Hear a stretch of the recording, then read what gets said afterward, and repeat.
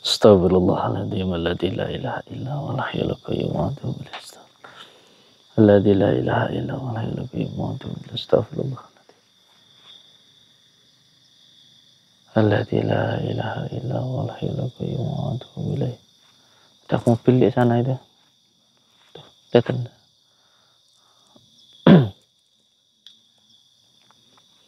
Nggih. Assalamualaikum warahmatullahi taala wabarakatuh. Bismillah, alhamdulillah. Alhamdulillah wa syukurillah. Wa ni'matillah wa la hawla wa la quwata illa billah, amma ba'd. Saudara-saudaraku, di sana itu ada orang yang lagi mabuk-mabukan. Padahal mabuk-mabukan itu adalah dosa yang sangat besar sekali. Pernah ada seorang pemuda yang disuruh memilih 3 pilihan, yaitu yang pertama zina, ada wanita cantik. Yang kedua disuruh membunuh bayi, dan yang ketiga disuruh untuk meminum arak. Harus mau melakukan salah satunya, kalau tidak nanti bayi itu akan dibunuh. Akhirnya pemuda itu berpikir bahwa kalau dia zina itu dosanya sangat besar, apalagi membunuh. Jadi lebih baik memilih untuk meminum arak. Nah, setelah itu dia memilih untuk meminum arak. Dan setelah meminum arak, dia melihat wanita cantik itu akhirnya disetubuhi zina untuk min dzalik, dan karena anak kecil tadi terus menangis akhirnya dibunuh. Nah, inilah begitu banget, sangat-sangat berakibat yang sangat fatal sekali minuman keras ini. Karena dampak-dampaknya itu sangat-sangat luar biasa. Seperti efek domino itulah, menimbulkan banyak-banyak masalah. Tapi yang jelas memang satu maksiat itu akan membuat kita melakukan maksiat-maksiat yang lainnya. Dampaknya itu akan sangat-sangat luar biasa. Oleh sebab itu kita harus selalu berdoa kepada Allah Subhanahu wa taala. Semoga kita diberikan kekuatan untuk menjalankan segala perintah Allah dan menjauhi segala larangan-larangan Allah Subhanahu wa taala. Oleh sebab itu sangat penting sekali kita itu membaca Al-Fatihah. Karena Al-Fatihah itu ada doa kita untuk mendapatkan petunjuk jalan yang lurus. Tetapi banyak yang salah paham, terkadang digunakan oleh oknum-oknum yang tidak memahami tentang Al-Quran, yang menyalahkan, menganggap bahwa kita umat Islam ini kalau meminta petunjuk jalan yang lurus, jalan yang baik, berarti kita ini belum mendapatkan petunjuk atau belum mendapatkan jalan yang lurus. Padahal tidak begitu. Konsepnya tidak begitu. Kenapa kita meminta petunjuk jalan yang baik? Petunjuk yang Allah berikan berbeda dengan pikiran kita. Kita menganggap bahwa ketika kita mendapatkan petunjuk itu seperti kita diberikan petunjuk, begitu. Bukan. Kalau Allah memberikan petunjuk, di situ juga Allah memberikan kekuatan kita untuk menjalankan, untuk menjalani kehidupan. Dalam arti bahwa ketika kita sering membaca Al-Fatihah, makanya amalan saya itu yang sangat sering dan sangat saya senang saya amalkan dari dulu adalah membaca Al-Fatihah 313 kali setiap malam. Apalagi jika disertai dengan puasa. Saya alhamdulillah pernah puasa 5 bulan dan malamnya istiqomah membaca surat Al-Fatihah 313 kali. Yaitu ketika saya mendapatkan barokah. Ketika saya difitnah, dituduh mengajarkan ajaran sesat. Padahal itu hanya video potongan saja. Di situ sebenarnya saya sudah menjelaskan bahwa semua hal yang melanggar syariat itu sesat. Tidak boleh bertukar pasangan. Bahkan di situ saya sampai bertengkar, sampai saya bertarung sampai muntah darah. Tapi ketika saya melarang itu tidak ditampilkan, hanya potongan saja. Akhirnya yaitu karena potongan video itulah saya mendapatkan barokah. Saya sempat ditahan, tapi alhamdulillah tidak sampai menjadi napi, hanya terdakwa. Jadi dalam proses hukum itu ada tersangka, terdakwa, terus terpidana. Dengan izin Allah, alhamdulillah Allah masih memberikan pertolongan kepada saya. Waktu itu hanya sampai pada terdakwa saja, jadi belum napi, belum sampai terjadi terpidana. Bahkan waktu itu sempat mau dihukum itu yang pertama 7 tahun, ya kan, karena ya pasalnya itu kan penistaan agama. Alhamdulillah dari 7 tahun turun, di pasalnya itu kan turun lagi ITE 2 tahun, terus alhamdulillah sampai akhirnya bebas, itu sama sekali nggak terkena hukuman. Nah, yang saya lakukan waktu itu apa? Yang pertama saya ikhlas dulu, karena saya yakin ketika kita ikhlas semua masalah itu akan lepas. Makanya sampean tahu ketika waktu itu saya dipakai baju kuning-kuning itu, baju tersangka itu saya bilang ya saya ikhlas dan saya ridho dengan apapun yang Allah berikan. Itu benar-benar dari dalam hati saya, dan saya juga nggak tahu kenapa saya bicara seperti itu. Yang jelas ya saya ikhlas dan ridho dengan apapun yang Allah berikan. Ini dulu. Yang jelas ketika kita mendapatkan sebuah ujian dari Allah, kita harus berpikir bahwa semua yang menimpa diri kita itu karena perbuatan kita sendiri. Jangan pernah kita itu menyalahkan siapapun. Oh ini, karena itu, dan lain sebagainya. Jangan pernah menyalahkan siapapun dengan apapun yang menimpa diri kita. Karena kata Allah, apapun yang menimpamu itu karena perbuatanmu sendiri.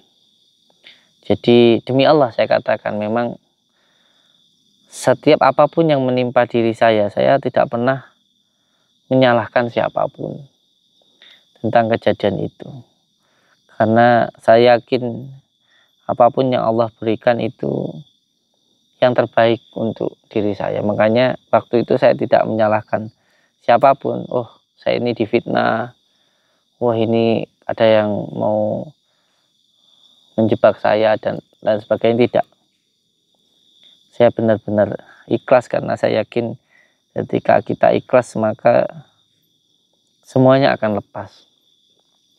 Termasuk panjenengan saat ini yang terkena musibah, mungkin ada yang ditipu, atau mungkin usahanya bangkrut, atau mungkin diomelin istri, dimusuhi tetangga, dimusuhi sama teman kerja, bahkan mungkin dibanding-bandingkan sama mertua, atau mungkin sampai pindah rumah, kontrakan, tidak betah, tidak cocok, tidak masalah.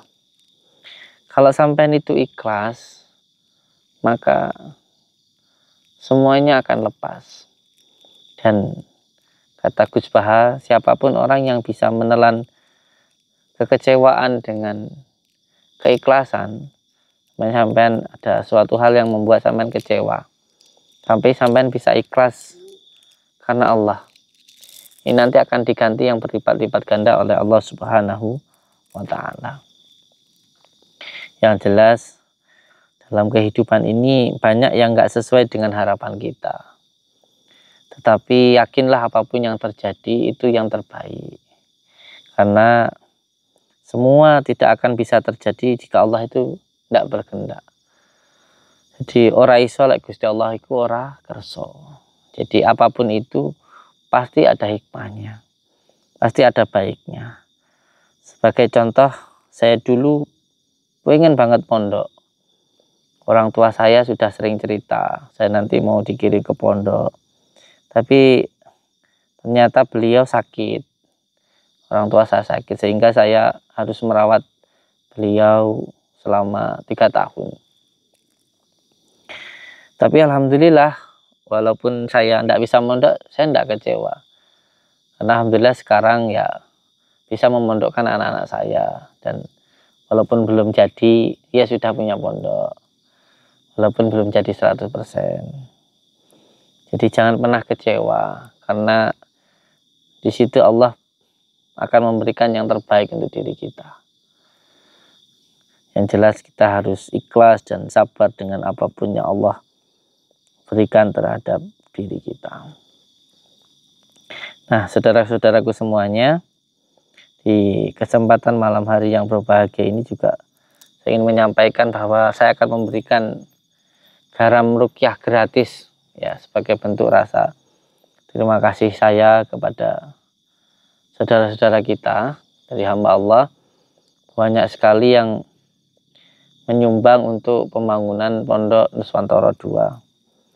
Tapi perlu untuk digarisbawahi bahwa saya tidak pernah meminta siapapun dan kemanapun dari siapapun untuk membantu pembangunan pondok saya. Jadi kalau ada orang yang mengatakan bahwa ini dari Gus Samsudin minta bantuan ini itu semuanya penipuan. Jadi saya itu tidak pernah meminta-minta. Ya kecuali ada yang ngasih itu diterima, tapi saya nggak pernah meminta-minta. Jadi kalau ada yang meminta-minta itu bukan saya. Nah, alhamdulillah dari kemarin waktu saya di Magetan itu, dari waktu pembersihan rumah itu, alhamdulillah ada banyak saudara-saudara kita yang memberikan bantuan untuk pembangunan Pondok Nuswantoro II. Ada yang 5 juta, ada yang 1 juta, ada yang 500.000 dan sebagainya. Tapi tidak mau disebutkan. Tapi di daftar online itu saya lihat banyak sekali. Nggak beli apa-apa, tapi intinya sedekah seperti itu. Nah, dari situ saya juga ingin memberikan sesuatu untuk semua subscriber saya. Kalau ada yang mau garam ruqyah, ini sudah banyak testimoni dari saudara-saudara kita yang memakai garam ruqyah ini. Alhamdulillah, ada yang tengkuknya berat, ada yang suka marah, ada yang sakit, ada yang pusing, itu alhamdulillah sembuh. Nah, ini saya ingin memberikan gratis ke panjenengan semuanya. Nanti yang mau silahkan menghubungi nomor admin ya, nanti bisa dikirim. Panjenengan cukup ganti ongkir saja, seikhlasnya, ongkirnya berapa begitu tak berikan ya garamnya itu. Monggo untuk panjenengan yang untuk usaha, untuk rumah, untuk mandi, untuk apa serah lah itu, saya kasih gratis ya, cukup ganti ongkir saja. Sekali lagi saya sampaikan, semoga kita semuanya bisa selalu bersabar dengan cara bersyukur ya. Kalau kita bersyukur, nanti hati kita akan sabar dan ikhlas. Saya mau di sana di Ruami, kan ada orang-orang lagi minum.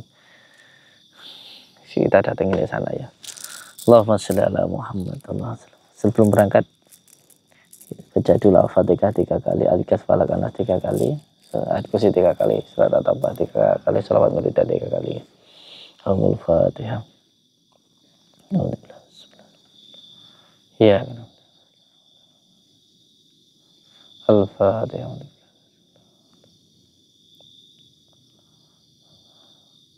Al-Fatihah. Bismillah. Iya. Bismillah. Bismillah. Bismillah. Bismillah. Bismillah. Bismillah. Bismillah. Bismillahirrahmanirrahim. Bismillahirrahmanirrahim. Bismillahirrahmanirrahim. Allahu la ilaha illallah. Lahu ma fis samawati. Ya lahu baina aydihim. Asyhadu Allahu la ilaha illallah. Lahu ma fis samawati. Ya lahu ma baina aydihim wa ma khalfahum.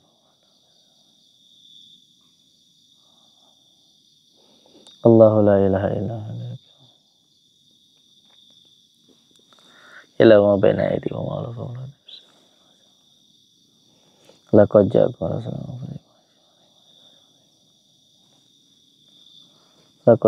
rasulun min anfusikum azizun 'alaihi ma anittum